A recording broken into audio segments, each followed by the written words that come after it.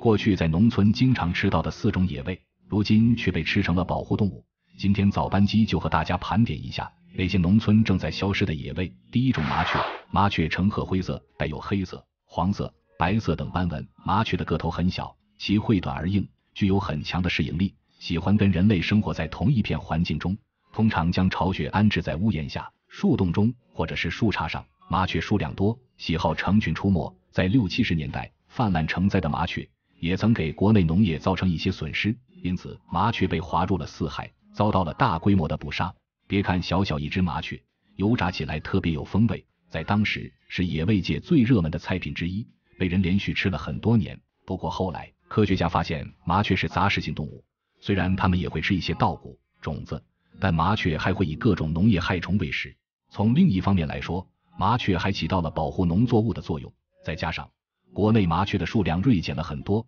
因此麻雀从4害动物中除名了。在2000年，麻雀正式成为我国3有保护动物，私自捕杀、食用、出售都是属于违法行为。特别是如果一次性或者连续捕杀20只以上的麻雀，那将可能会被判3年以下有期徒刑。大鲵曾经也是农村常见的野味之一，大鲵头大而宽扁，全身呈棕黑色、黑黄色，它们喜欢栖息在水流缓慢、石砾掩埋的地方。大鲵是卵生动物，喜欢吃肉，平时以水蛇、鼠类、鱼类、虾类为食。由于个头大，肉质鲜美，且极易捕食，尝过大鲵滑嫩爽口的肉质之后，很多人都流连忘返，导致大量的野生大鲵遭到屠杀。而经过了多年的大肆捕捉，大鲵的数量逐渐减少。彼时人们还未认识到这种古老生物的重要价值，继续违规操作，久而久之，在野生环境中，人们再也难以寻觅大鲵的身影。如今野生的大鲵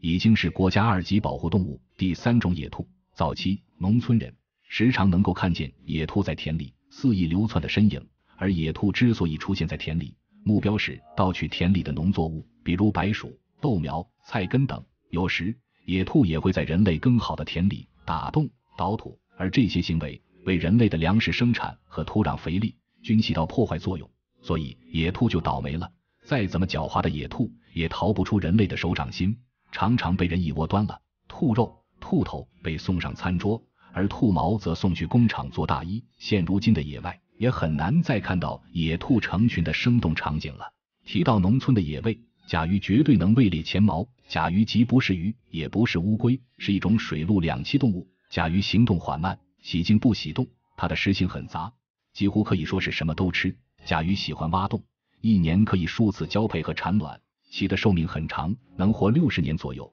但甲鱼也扛不住人类的大量捕杀。早年前，甲鱼经常现身于山溪、河流之间，全身的防御武器就只有一副不算太硬的壳而已，因此甲鱼极易捕捉。当时人们也早已了解甲鱼的高营养和鲜美性，便将其源源不断地搬上餐桌了。不得不说，甲鱼味道确实好，无论是煲汤还是焖炒卤，味道都堪称一绝。靠着一张张嘴，人类愣是把繁殖力极强、寿命还长的甲鱼给消灭盗足破人亡。另外，人类活动的干扰，随意乱砍滥伐，排放污染水质，也对甲鱼的生存环境造成了极为严重的影响。现在我们所能看到的甲鱼大多是人工养殖出来的，由于人类的捕食以及栖息地的缩减，纯种的野生甲鱼已经相当少见了，每一只都弥足珍贵。其实不单单是甲鱼而已，野生的泥鳅、黄鳝、乌龟等以前很常见的水生物，如今也很少见了。这里是科学早班机，感谢观看。